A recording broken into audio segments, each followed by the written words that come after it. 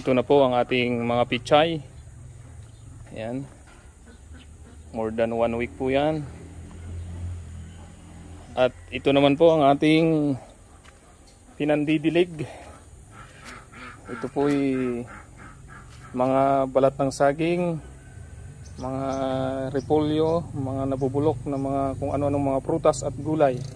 Ang mundo ay nagtuturo sa atin araw-araw. Iba't iba ang dala ng bawat araw sa atin. Hindi natin alam ang pwedeng mangyari anytime. Kaya dapat matuto tayo araw-araw. Unang-una, dahil ang mundo ay patuloy na nagbabago, patuloy din tayong magbago araw-araw.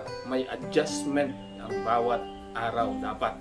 Hindi yung kung ano ay yung alam mo ngayon, ayun na yung gagawin mo ulit mamaya o bukas. Araw-araw dapat ay may nagbabago. Katulad din sa aking paggagarden, pag-aalaga ng manok, pag-aalaga ng mga pato at itik, pag-manage sa restaurant sa tulong ng aking mahal na asawa, yung ating Barugante restaurant na patuloy na ating ini-improve ang paligid nito, ang ating mga ipinapakain sa or isinaserve ng mga pagkain sa ating mga customers ay patuloy tayong nag-i-innovate sapagkat patuloy ang development ng ating mundo. Yung competition ng iba't ibang larangan ay patuloy na lumalago. Dahil kung mananatili tayo sa katulad ng dati, magiging katulad tayo ng ibang mga negosyo na bumagsak. Isa sa mga halimbawa nito ay ang Nokia. Nung ako'y nag-aaral ng kolehiyo, yan ang isa sa pinakasikat na brand ng cellphone, Nokia. At yan nga ang kauna-unahan kong cellphone noong 2004. Nung ako'y makapasok bilang regular permanent teacher ng DepEd, ay yan ang una kong binili. Sapagkat ako'y naniniwala na yan ay sikat, Nokia. Pero ngayon, wala na. Meron yata Nokia pero wala na halos bumili. Bakit?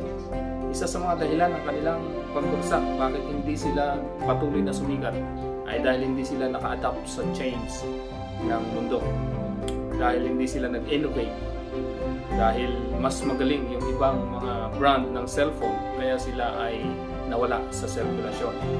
Ay dito po natin nilalagay. At ito po ay ating nilalagyan ng tubig. At hanggang mabulok na po yan.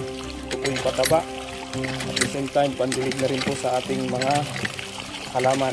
At napansin ko, mas maganda, mas mataba ang ating mga halaman kapag ganito dahil may mga nutrients ito na naibibigay sa ating mga halaman. Ayan po. Kaya matataba ang ating mga halaman. Ito po ang ating mga dinidiligan yan. Ayan. Okay. Ito na po ang okra. Okra po yan. Ito po yung petchay na punla natin. Ayan. Ganda po ng tubo nila. Ito po naman yung ating ampalaya. Ayan. At ito ang ating upo. Ayan. Kung nyo pong titingnan ay magaganda po ang ating mga halaman dahil ang ating idinidilig ay may mga binulok na mga prutas at mga gulay. Nakalagay po yun sa tumbler. Ayan. Ito po ang ating mga sitaw. Kung nyo pong titingnan dito sa kabila, ito po. Ayan po ang mga sitaw. Ayan.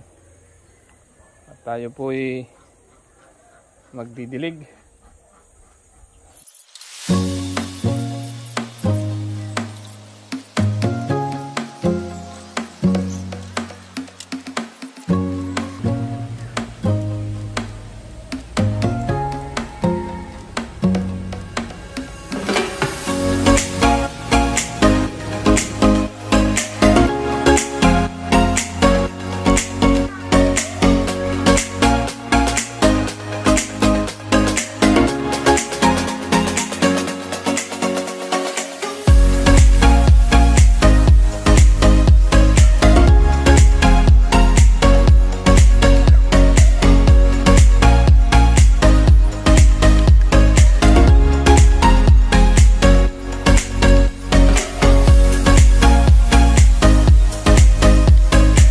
ang dalawang mahalagang pandilig ko. Sa umaga po ay ito po ang aking pinandidilig, mga sabaw o ibinabad na mga balat ng saging, prutas, repolyo at iba pa. Basta yung mga nabubulok na mga prutas at gulay ay pinagsasama-sama po natin dito. At ito po ay binababadan natin ng tubig. At yun po ang ating pinandidilig. Ito naman po ay lagayan ko ng tubig na may suka o vinegar at dishwashing liquid. Pang insecticide po natin para maiwas sa mga insect ang ating mga halaman. Sa gabi po ito po ang aking dinidilig sapagkat ang alam ko mainit ito sapagkat may suka at dishwashing liquid para magdamag ay absorb niya na. At sa umaga naman ay ito po. Ayan. At ito na po ang ating mga result ng ating dinidiligan. Ito po ay ang ating ampalaya. Ayan. Ito po naman ang ating punlang upo. Ayan, ito po. May mga punla po tayo, hindi pa tumutubo. Ito po ang punla nating pichay. Ganyan po sa buhay natin.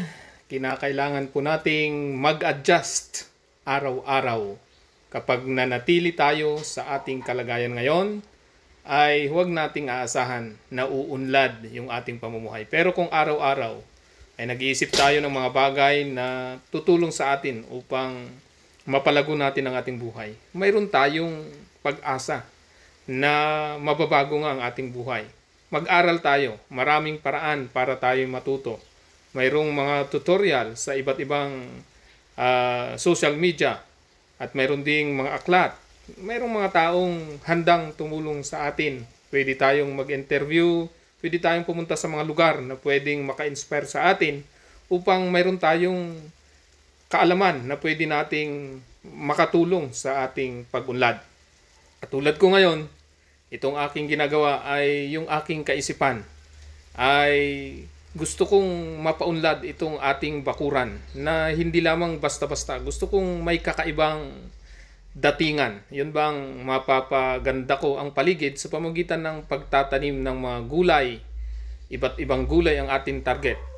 Kaya nga po nag-order na po tayo sa Lazada ng iba't ibang mga gulay, mga prutas katulad ng dwarf papaya at maging itong mga gulay natin ito, pakwan, ay galing po yan sa Lazada. At sa iba't iba, marami na kasi tayong online na mabibilhan. At pati yung ating mga style sa pag-aalaga ay marami tayong masusundan. At pwede tayong mag-innovate ng sarili natin.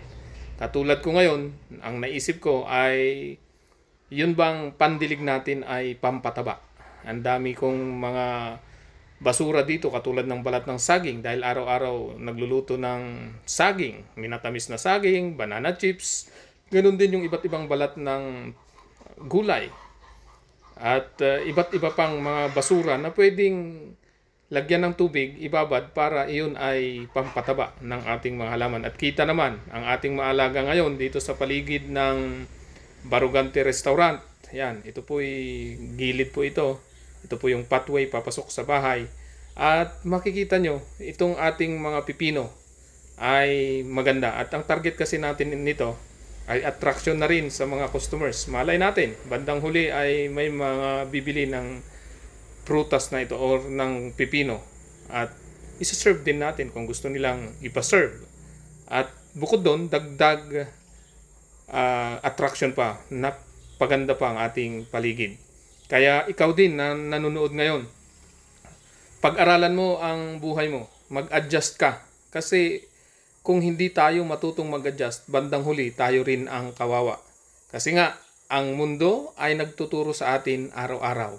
Handa dapat tayong tanggapin yung mga leksyon na ibinibigay ng mundo sa atin sapagkat kapag tayo'y natututo, gumaganda ang takbo ng ating buhay. Kaya ako'y nagpapasalamat sa inyong patuloy na panonood. Hiniling ko na patuloy niyong suportahan ang channel na ito. Ganun din, habang ikaw ay nanonood, sana'y ma-inspire ka rin na mapaganda mo ang paligid nyo, ang bakuran nyo, kahit nasa simentadong lugar ka. pwedeng mag-innovate sa pamamagitan ng paggamit ng mga plastic bottle. Halimbawa, yung Coke 1.5.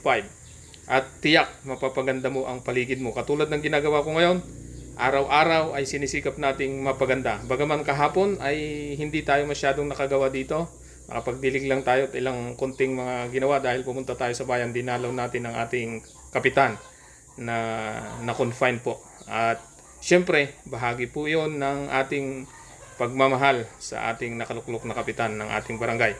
At katulad din nito, itong ipinapakita ko sa inyo, yan ay mga babaguhin pa natin. I-develop pa natin ang ilang bahagi ng ating bakuran. Hangarin po natin na kayo'y ma-inspire na mag-alaga sa ating mga bakuran. Ayan, mga gutom yata ang ating mga pato. Papakainin din natin ito.